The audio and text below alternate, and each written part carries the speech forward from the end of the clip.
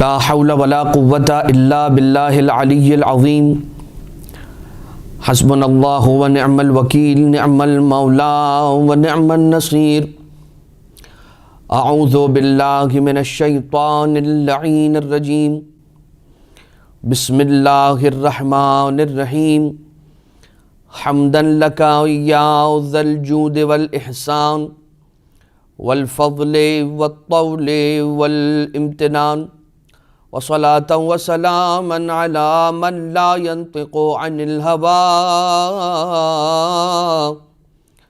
إن هو إلا وحي يوحى حبيب قلوبنا وشفيع ذنوبنا وطبيب نفوسنا مولانا ومولى الثقلين جد الحسن والحسين أبي القاسم المصطفى محمد اللهم صل على محمد وعلى محمد وعلى آله الذين أذهب الله عنهم الرجس وطهرهم تطهيرا اللهم صل على محمد وعلى محمد لا سيما على الإمام المنتظر والحجة الثاني عشر واللعنة الدائمة الباقية على أعدائهم ومنكري فضائلهم وغاسب حقوقهم من الأزل إلى قيام يوم الدين أما بعد فقد قال الله سبحانه وتعالى في محكم كتابه ومتقد خطابه وهو أصدق القائلين بسم الله الرحمن الرحيم تلك دار الآخرة نجعلها للذين لا يريدون علوا في الأرض ولا فسادا والعاقبة للمتقين۔ اذان محترم مومنین اور مومنات سامعین کرام، پروردگار عالم نے اپنے بندوں کو بہت ساری نعمتوں سے سرفراز فرمایا، نعمت وجود سے لے کر، نعمت والدین سے لے کر، نعمت رزق سے لے کر، نعمت لباس سے لے کر، نعمت ہدایت اور علم سے لے کر، جتنے اس دنیا کے اندر پروردگار عالم کے عطاؤں کے مظاہر پھیلے ہوئے ہیں، انسان شمار کرنا چاہے اس کی زندگی چھوٹی ہے، اس کے پروردگار عالم کے عطا کردہ نعمتوں کے مظاہر زیادہ ہیں۔ اس میں جب پروردگار عالم ایک کمزور انسان کو نعمتیں عطا کرتے کرتے کرتے کرتے مضبوط بنا دیتا ہے، وہ بچہ کہ جو کروٹ بھی ایک وقت میں اپنی مرضی سے نہیں لے پا رہا، آہستہ آہستہ پروردگار عالم کا رزق کھا کھا کر، اس کی نعمتوں سے استفادہ اور فائدہ اٹھا اٹھا کر وہ اپنی گوشت اور اپنی ہڈیوں کو مضبوط کرتا ہے، اپنے پاؤں پر کھڑا ہوتا ہے، اور جب کسی قابل ہو جاتا ہے تو ایک ایسا وقت آتا ہے کہ اپنے آپ کو سب کچھ سمجھنے لگتا ہے۔ اور یہ ایک انسان کی ذہن کی، برین کی ڈیولپمنٹ کا یقیناً حصہ ہے۔ بچے کے لیے بھی یہ کہا جاتا ہے کہ کسی بچے کی اگر بچپن میں بھی کوئی پسند ناپسند ہے تو اسے رہنے دیجیے، اسے خراب نہ کیجیے، اس لیے کہ یہ اس کی اپنی پرسن اور پرسنل کی آئیڈنٹی ہے کہ جو ڈیفائن ہو رہی ہے، بن رہی ہے، اس کی اپنی آئیڈنٹی ہے کہ وہ کچھ چیز پسند کر رہا ہے اور وہ کوئی چیز پسند نہیں کر رہا، تو یہ اس کی اپنی پرسنالٹی ہے کہ جو ڈیولپ ہو رہی ہے، یعنی اس کی اپنی ایک پرسنالٹی ہے، وہ یہ پسند کرتا ہے، وہ یہ پسند نہیں کرتا، تو اس کو رہنا چاہیے۔ لیکن جب یہ انسان کا اپنے آپ سے، اپنے نفس سے محبت کرنا ایک ایسے لیول پر آ کر رکتا ہے کہ جہاں پر وہ اپنے آپ کو دیگر بندگان خدا کا خدمت گزار، انہی جیسا ایک انسان فرد نہیں سمجھنے لگتا، بلکہ سمجھتا ہے کہ یہ جتنے انسان اس دنیا کے اندر ہیں یہ سارے کے سارے میرے ماتحت ہیں، ان سب کو میری بات سننی چاہیے، ان سب کو جو میں کہوں وہ ماننا چاہیے، ان سب کو مجھے فالو کرنا چاہیے، مجھے انہیں فالو نہیں کرنا چاہیے۔ ایک ایسا انسان کی زندگی میں پوائنٹ آف ٹائم آتا ہے کہ جہاں پر اسے یہ لگنے لگتا ہے کہ جو میں کہہ رہا ہوں بس وہی صحیح ہے اور جو دوسرے کہہ رہے ہیں وہ غلط ہے۔ یہ کب ہوتا ہے؟ جب انسان شہرت طلبی کے اس مرحلے پر پہنچتا ہے کہ چاہتا ہے کہ اس دنیا کا سب سے بڑا مقام جو ہو وہ مجھے ملنا چاہیے، اس دنیا کے اندر جو بلند ترین کوئی ڈیزگنیشن ہے، بلند ترین کوئی اگر منصب ہے تو وہ میرے پاس ہونا چاہیے، اور اگر کسی شخص کو اس بات کی طلب ہو جائے کہ مجھے شہرت چاہیے، مجھے جاہ طلبی کا نشہ مجھ پہ میرے سر پر سوار ہو گیا ہے، تو ہوتا یہ ہے کہ پھر انسان کچھ انفرادی مسائل کے اندر گرفتار ہو جاتا ہے اور کچھ سوشل اور اجتماعی مسائل کے اندر، معاشرتی مسائل کے اندر گرفتار ہو جاتا ہے۔ بس یہ سمجھ لیجئے کہ ایک انسان کے ساتھ جب آپ نیکی کرتے ہیں تو کچھ انسان ہوتے ہیں کہ جو خوش ظرف اور اچھے ظرف والے ہوتے ہیں، کچھ کم ظرف ہوتے ہیں۔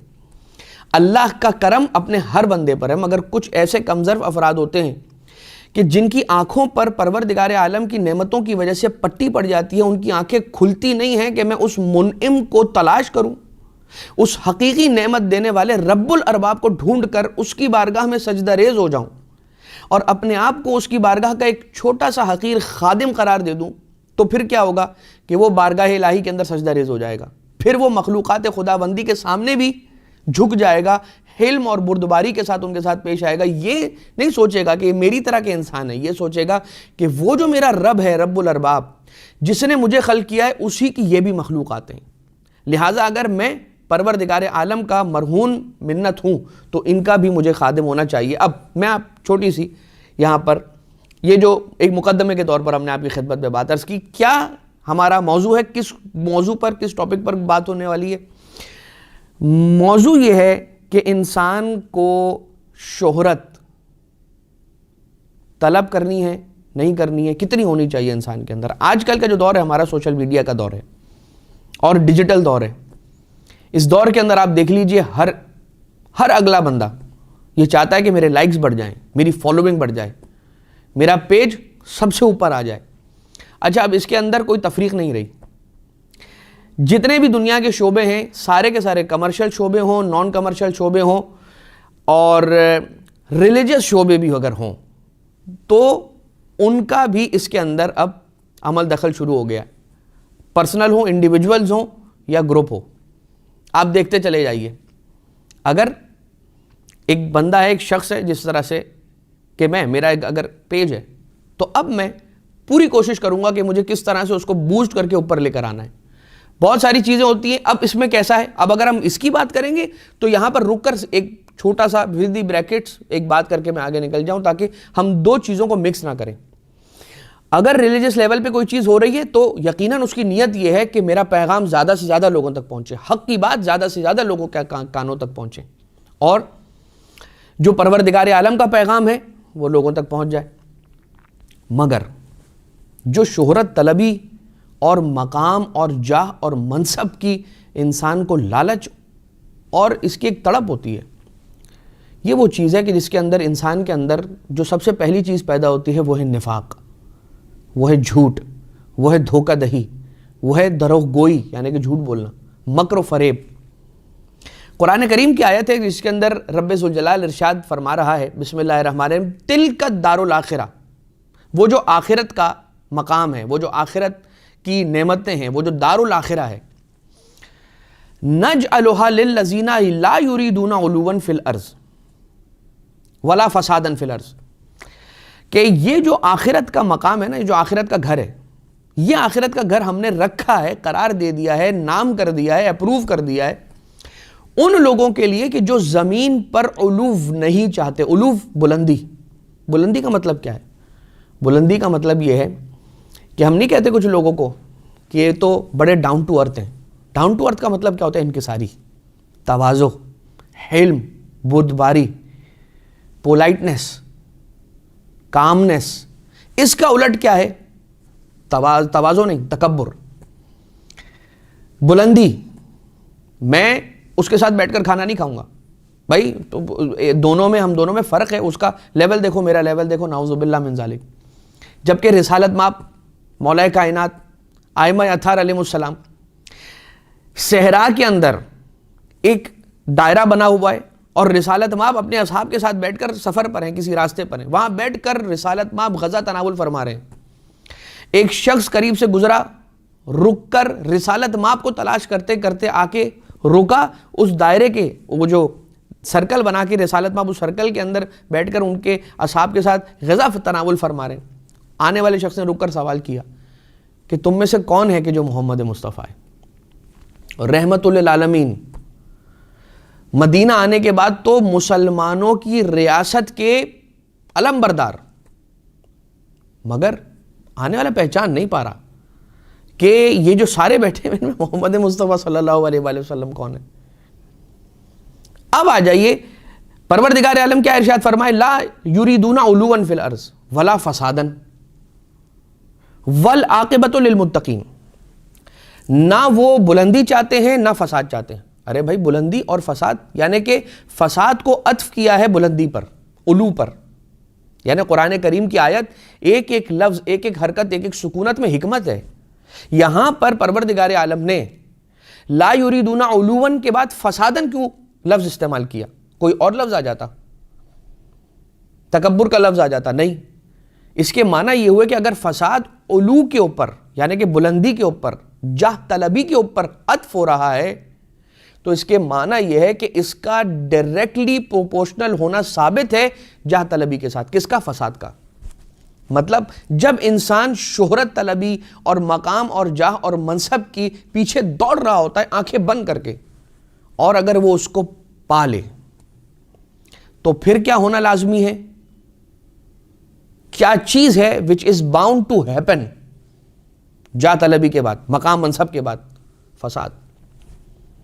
کیونکہ مقام کا حاصل کر لینا ایک ٹاسک ہے، اس مقام پر پہنچنے کے بعد اسے مینٹین کرنا یہ ایک دوسرا ٹاسک ہے۔ اب ایک حدیث ہے امام معصوم علیہ السلام، اس میں ارشاد فرماتے ہیں کہ من طلب الرئاسہ ہلک، جس نے شہرت طلبی اور جاہ طلبی کی راہ اختیار کی، یعنی جو مقام اور منصب کے پیچھے بھاگا، ہلک، وہ ہلاک ہو گیا۔ ہم تو دیکھتے ہیں کہ ایسے افراد نہیں ہلاک ہوئے ہیں، وہ تو بلکہ اور دنیاوی اعتبار سے اور بلندی پہ جا رہے ہیں، اور ان کی چیزوں میں اور ایسٹس میں اور چیزوں میں اضافہ ہو رہا ہے، تو وہ ہلاک تو نہیں ہوئے۔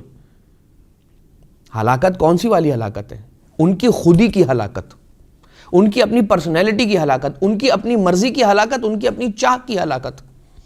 انسان جب کسی بڑے مرتبے پر پہنچنا چاہتا ہے تو اس کے گولز کچھ اور ہوتے ہیں، مگر جب اس منصب پر پہنچ جاتا ہے تو اس منصب پر پہنچنے کے بعد، یعنی کہ مشہور ہو جانے کے بعد، ہم اس کو اسی تک محدود رکھتے ہیں، کنفائنڈ رکھتے ہیں، شہرت اور مشہور ہو جانے پر، بہت ہی ہائی پروفائل ہو جانے کے بعد انسان کی پوری کوشش ہوتی ہے کہ بھائی اب تو میں ہائی پروفائل ہو چکا ہوں، اب تو میں ایک بڑا پبلک فگر بن چکا ہوں، اب تو میں اس رتبے پر پہنچ چکا ہوں، اس ڈیزگنیشن پر پہنچ چکا ہوں، اب تو مجھے اسے مینٹین کرنا ضروری ہے۔ اچھا پھر جو دوست احباب ہوتے ہیں آپس میں، جو ساتھ چلنے والے حاشیے وغیرہ ہوتے ہیں، وہ بھی یہ کہتے ہیں کہ اب یہ نیچے نہ آنے پائے، جو تم 10 میں سے 10 پہ پہنچ گئے ہو، اب یہ 9.5 9.8 9.7 نہیں ہونا چاہیے، اب تم نے اسی پہ رہنا ہے۔ اب اس کو مینٹین کرنے کے لیے آپ جو اس سے کروائیں گے وہ کرنے کو تیار ہے۔ تو ہوا یا نہیں ہوا ہلاک؟ اپنی خودی کو اس نے ہلاک کر دیا۔ کس چیز کے لیے؟ اس اپنے مقام کو مینٹین کرنے کے لیے۔ اچھا کیا ایسا طلب کیا گیا ہے شریعت کے اندر کہ انسان کو کرنا چاہیے؟ بلکہ الٹ ہے۔ روایت ہے امام جعفر صادق علیہ السلام والا ارشاد فرماتے ہیں کہ جس طرح سے پانی جہاں پہ ہوتا ہے وہاں پہ گھاس اگتی ہے، اسی طرح سے جہاں پہ شہرت ہوتی ہے وہاں پر فساد ہوتا ہے۔ مطلب کیا ہوا؟ بہت سی جگہ ہوں گی، آپ دنیا کے ایسے شہروں کے اندر گئے ہوں گے کہ جہاں پر آپ نے دیکھا ہوگا کہ جو میٹیلک روڈز ہوتے ہیں جہاں جن پر گاڑیاں چلتی ہیں، ان کے دائیں بائیں، حتیٰ کبھی کبھار ان کے درمیان میں سے بھی گراس اگنا شروع ہو جاتی ہے، گرینری نکلنا شروع ہو جاتی ہے۔ یہ وہ علاقے ہیں کہ جہاں پر بارش بہت زیادہ ہوتی ہے۔ افریقن سائڈ پر چلے جائیے اور ویسٹرن جگہوں پہ شہروں میں چلے جائیے، وہاں پر کیا ہوتا ہے آپ دیکھتے ہیں، اور یہاں پہ بھی ہمارے وطن عزیز کے اندر بھی اگر آپ ناردرن ایریاز میں چلے جائیے تو وہاں پر کیا ہوتا ہے، آپ جو روڈز ہیں ان روڈز کے رائٹ اینڈ لیفٹ کے اوپر آپ دیکھتے ہیں گراس بہت زیادہ ہے، گرینری بہت زیادہ ہے، حتیٰ کہ روڈ جو ہے جس سڑک کے اوپر گاڑیاں چلنی ہیں اس کو چیر کر، اس کے سینے کو چیر کر گراس اور پودے نکلنا شروع ہو جاتے ہیں باہر۔ کیوں؟ پانی کا زیادہ ہونا، کثرت ہونا۔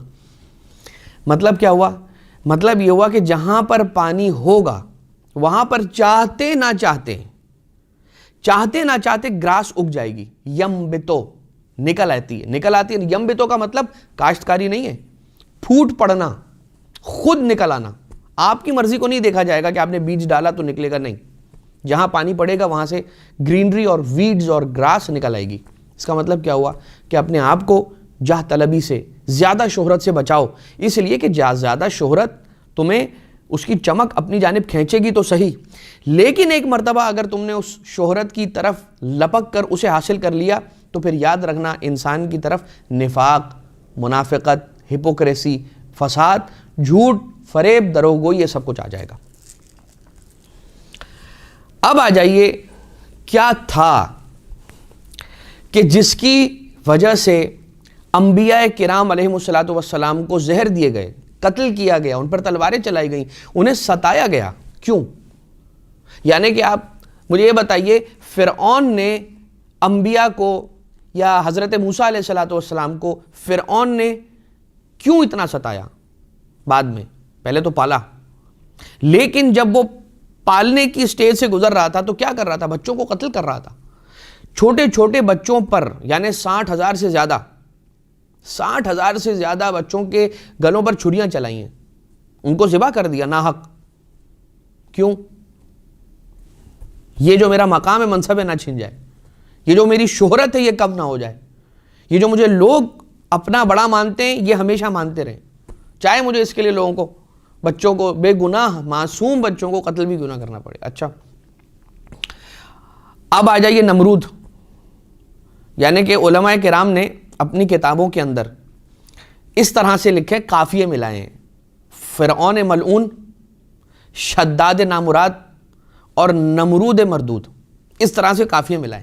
اچھا خیر، نمرود نے کیا کیا تھا؟ نمرود نے عورتوں کو شہر میں رہنے دیا اور مردوں کو شہر سے باہر بھیج دیا تاکہ نسل کے آگے بڑھنے کا سلسلہ رک جائے۔ نمرود، اب دیکھ لیجئے آپ انبیاء کی تاریخیں اٹھا کر دیکھ لیجئے، حضرت ہود علیہ السلام کے ساتھ کیا کچھ ہوا، قوم عاد نے کیا، قوم سمود نے حضرت صالح علیہ السلام کے ساتھ کیا کچھ کیا، دیگر انبیاء کرام۔ حضرت ختمی مرتبت صلی اللہ علیہ وآلہ وسلم کو جو ہارڈ شپس اور تکلیفوں کا سامنا ہوا، کیا وجہ تھی؟ ائمہ اطہار علیہ السلام کو زہر دیا گیا، مامون ہے، معتصم ہے، معتمد ہے، معتز باللہ ہے، متوکل ہے، یہ جتنے ہیں۔ اب آ جائیے وہ جو ابن ملجم ہے، وہ جو یزید ہے، وہ جو یہ جو سارے کے سارے قاتلان ائمہ اطہار علیہ السلام ہیں، ان لوگوں نے ائمہ اطہار علیہ السلام کو، کسی کو تلوار سے، کسی کو زہر سے شہید کیا۔ کیا وجہ تھی؟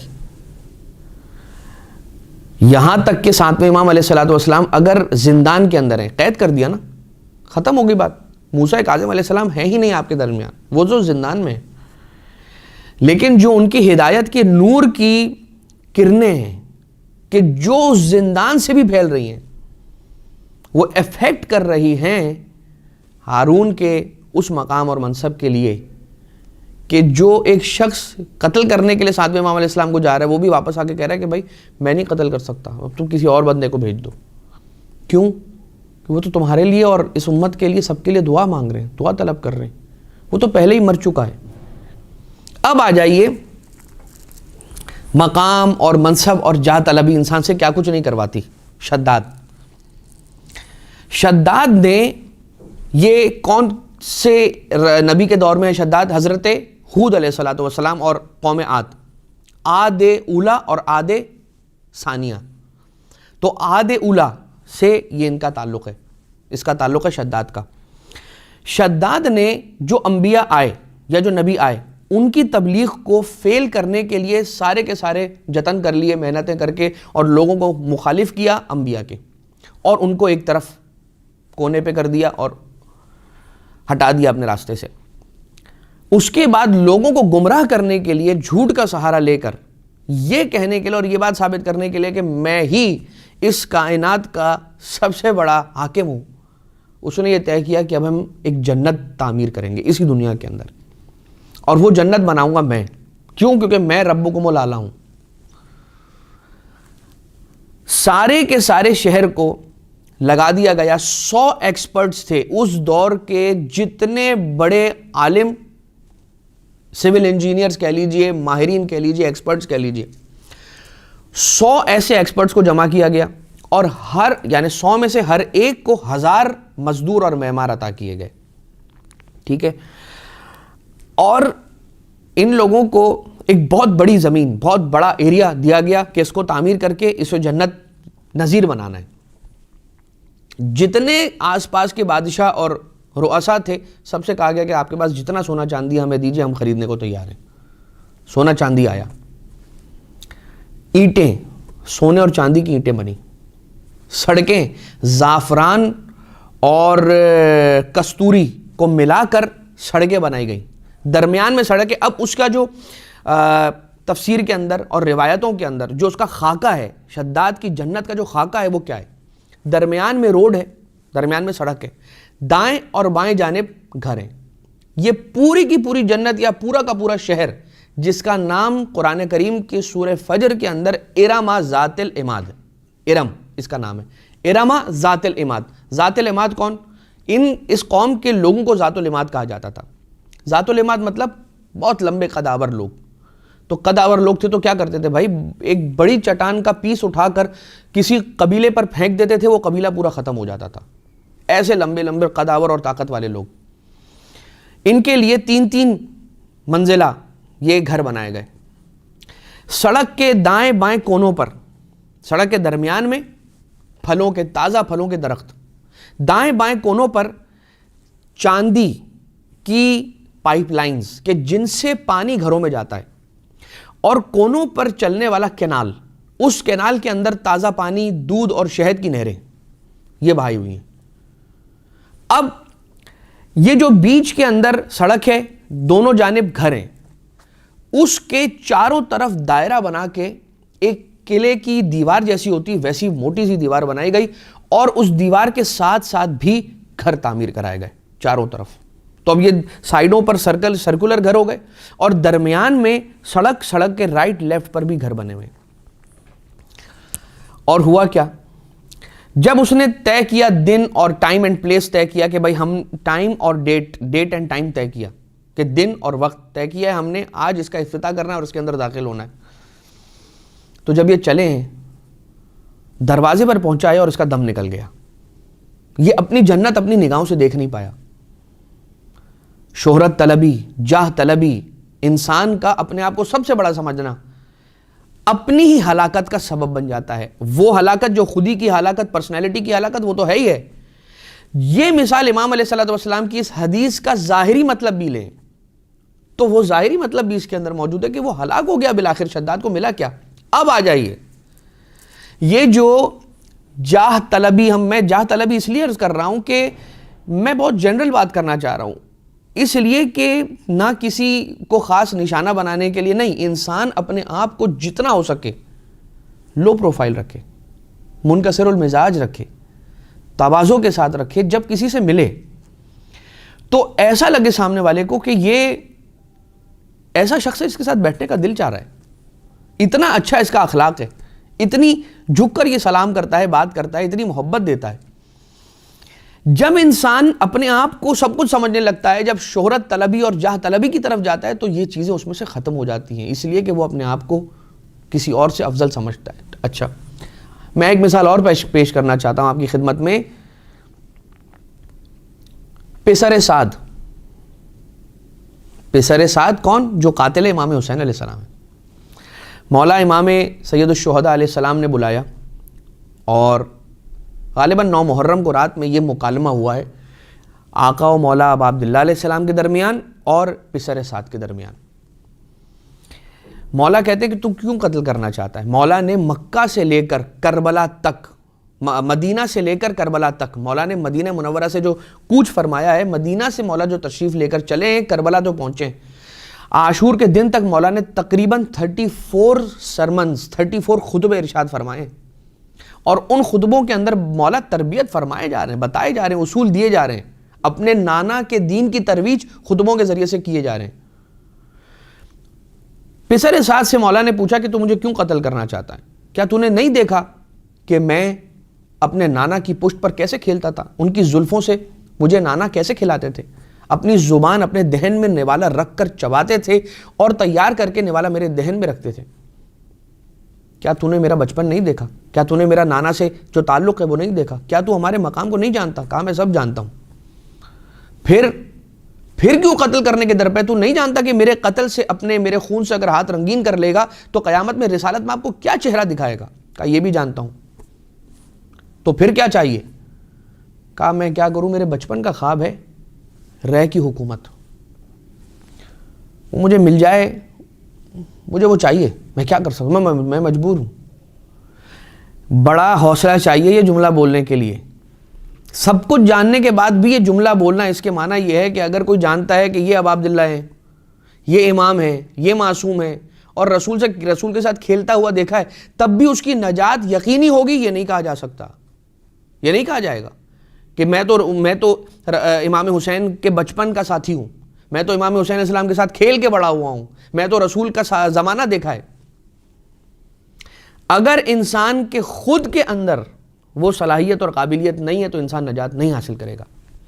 کیا ہوا؟ شہرت طلبی، جاہ طلبی، مقام و منصب طلبی، وہ چاہیے تو اس کے لیے ہاتھ کو اگر خون نواسہ رسول، جان و دل رسول کے خون سے بھی اگر ہاتھ رنگین کرنا پڑے تو پسر سعد نے کیے ہیں۔ کہاں پہنچا دیا اس چیز نے، پسر سعد کو کہاں پہنچا دیا۔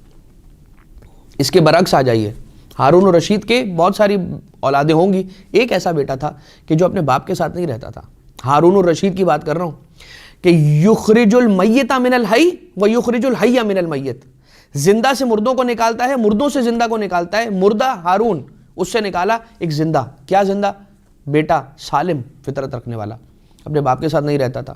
مصر کی ایک بہت بڑی اراضی بیٹے کے نام کی، کہا یہ رکھ لیجئے، میں اگر آپ ایسا کریں گے تو میں شہر چھوڑنے پر مجبور ہو جاؤں گا، اور بالآخر اس نے یہی کیا۔ یہ سب کچھ چھوڑا اور جا کر مزدوری کرتا تھا، ہفتے میں ایک دن کام کرتا تھا، ہفتے کے دن، سیٹرڈے کے دن، اور اس دن اتنی کمائی کر لیتا تھا کہ پھر باقی سارا ہفتہ جو ہے وہ اسے کھا کر گزارتا تھا اور لوگوں کی مدد کے ذریعے سے اور تلاوت قرآن اور عبادتوں کے اندر مصروف رہتا تھا۔ ایک ہفتہ، دوسرا ہفتہ، تیسرا ہفتہ، ایک شخص اسے ملا کہ جو اسے پسند کرنے لگا اور ہر ہفتہ اسے اپنے گھر دعوت دیتا تھا کام کے لیے، اور وہ آ جایا کرتا تھا۔ جب اس کا انتقال ہوا تو بستر مرگ پر تھا، تو یہ شخص اس کے قریب گیا اور جا کر کہا کہ کوئی وصیت ہو تو بتلا دو۔ کہا کہ میرے فلاں علاقے کے اندر ایک بزرگ ہوں گے، یعنی کہ ان کے والد، ان کو جا کر یہ خط دے دینا، اور اس خط کے اندر یہ لکھا تھا کہ اس دنیا سے جانے سے پہلے غفلت ختم کر لیجئے گا، غفلت کے ساتھ اس دنیا سے نہ گزر جائیے گا۔ انسان اگر یہ سمجھتا ہے کہ میں ہائی پروفائل ہو جاؤں گا تو یقیناً اس کا پروٹوکول ہے، بڑی عزت ہے، بہت کچھ ہے، لیکن پھر انسان کی نہ اپنی پرائیویسی رہتی ہے، نہ انسان کی اپنی کوئی زندگی رہتی ہے، اسے لوگ چلاتے ہیں، اسے لوگ اٹھاتے ہیں، اسے لوگ بٹھاتے ہیں، اس کی اپنی کوئی حیثیت نہیں رہتی۔